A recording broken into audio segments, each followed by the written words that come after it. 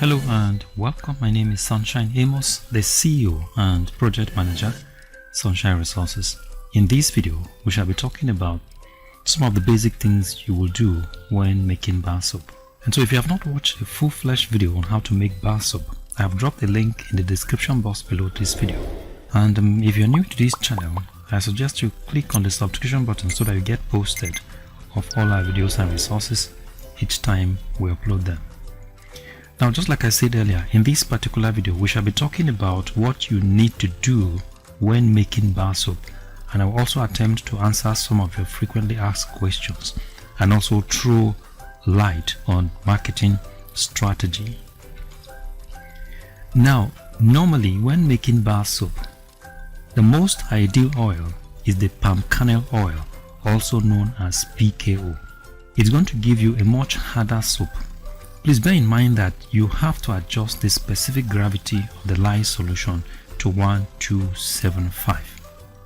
Okay, and just like I said in the main video, when making bar soap, the two most important ingredients are the PKO and lye solution. All other materials are not necessary. We call them additives. Okay, you can only use additives such as sodium sulfate, sodium silicate, soda ash, borax or kaolin if you want to boost the quality and quantity of your soap. Otherwise, just by combining lye and palm kernel oil is enough to give you a good quality soap. Okay, you can take off from there. I usually suggest that if you want to run a test production or you are doing soap for the first time, I suggest that you leave the additives alone. Just combine your lye and palm kernel oil just to see how your soap is going to come out. Okay, all right. Now the next thing we're going to talk about is measurement.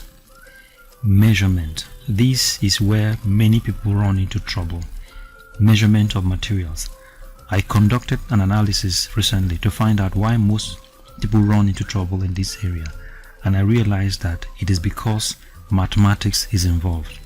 I remember back then in school, most people don't like doing mathematics, and to some that even understand the mathematics, they don't know how to apply it to soap production, because in the math class we are not taught how to apply maths in event of life. In soap production, for example, you have to be conversant with measuration, very important, such as unit of measurement, conversion of unit from grams to kilograms, centimeter cube to cubic liters to liters. These are all very important. You need to understand this concept and be familiar with some measuring devices such as measuring cylinder, weighing balance or weighing machine for you to be able to make progress in soap production. I need to pay attention to what I'm going to say here now. This is very, very important. When making bar soap, whatever quantity of lye that you want to use, make sure you make use of 2 times the quantity of oil.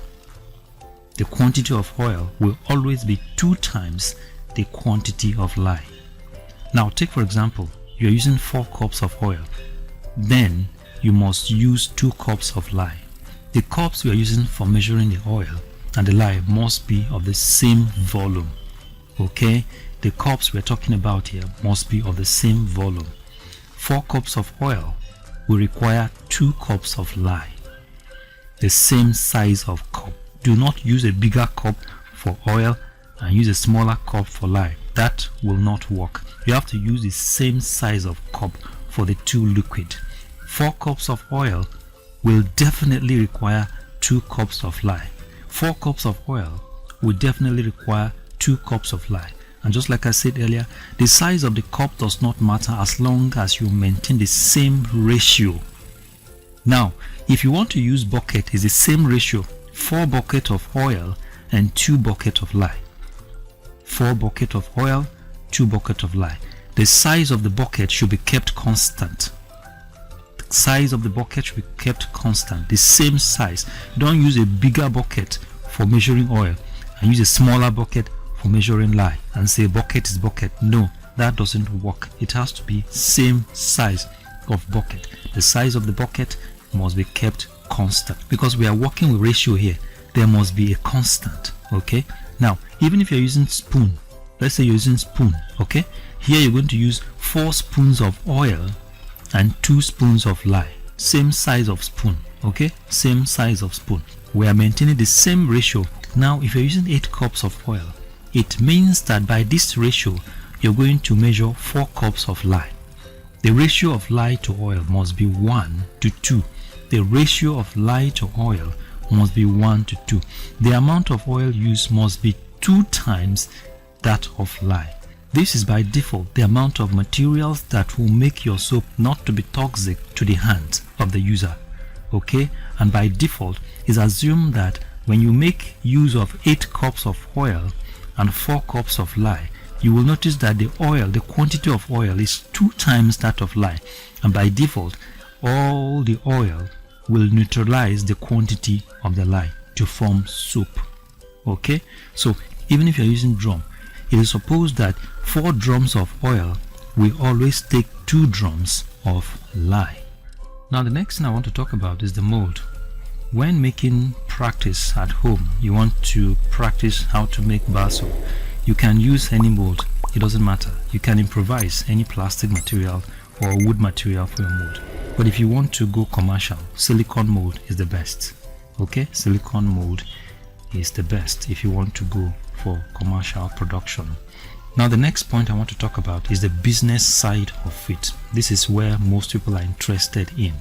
Sometimes people call me to ask me, I want to go into bar soap and I want to go into commercial production of bar soap. And the first question I ask them is that, have you done bar soap production before? And most of the time the answer I get is no. This is what I tell them. First thing first, forget about the business side of it. First thing first, learn to master the art and craft of soap making. You can only achieve this by practicing production at home. Prepare soap for the family use and test your ability to perform a skill. This is very important.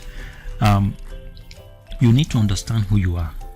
You want to go into a venture. Are you really good in it? Are you talented in it? Test your performance. Test your ability to perform a skill. After you have learned how to do something, test your ability to do it. Can you do it? Repeat the process as many times as possible and see how your skill develops. This is very important. When you make the soap, use it to wash your clothes and draw conclusion about your soap. If it is nice, if it foamed very well, make sure you draw an objective conclusion for yourself. Do not say it's fine just because you want to glorify yourself. Now, if you cannot draw any logical conclusion, then give it to neutral people to use it in form of survey and get a feedback from them. You have to run this process several times in order to develop a good branding for yourself. Every production will give you an insight and experience. Production exposes you to physical nature of chemicals. You start to understand their behaviors when they interact with each other. Even when you make mistakes are building blocks for experience. By the time you get it right, you now have the mental capacity stock enough to be able to create your own soap in a special formula. To everything in life, there is a protocol. Some people will call me and say, "Sir, I want my soap to look like that of Eva or Dove." When the owner of Eva and Dove was having sleepless night developing and branding his soap, were you there? Why will he give you his formula? You have to develop your own formula. This is the reason why all these skills are not found in academic book, because they are intellectual properties. So don't be lazy. Develop your own formula. When you create a product of your own and it meets a value in the market, it makes you happy. If your product is good, it sells itself if you take it to the market. You also have to have marketing strategy. For example, I remember when we first produced our product those days, we gave away almost half of the product for free for a test. But that's how to start a business. When people make use of the product and they notice that it is fine, they will then ask for the price. And we were smart. We will give them a price cheaper than the one in the market. Now the next thing you hear is that this product is cheap and nice, because that is what people want. In business, you do this in order to pull customers close to you. By the time you have gathered enough customers, then you can start to raise the price up. At that time, they are already used to your product. You have succeeded in creating a relationship between your product and the society. This is what makes entrepreneurship kings. Ability to control the society using a product of value you created. So thank you very much for watching, and God bless you. If you like this video, give us a thumbs up and subscribe to our YouTube channel. You can visit our website on www.sunshineresources.org.ng. You can visit our YouTube channel on youtube.com/c/Sunshine Resources SRTV. You can also follow us on our Facebook page on Sunshine Resources. Thank you very much for watching, and God bless you.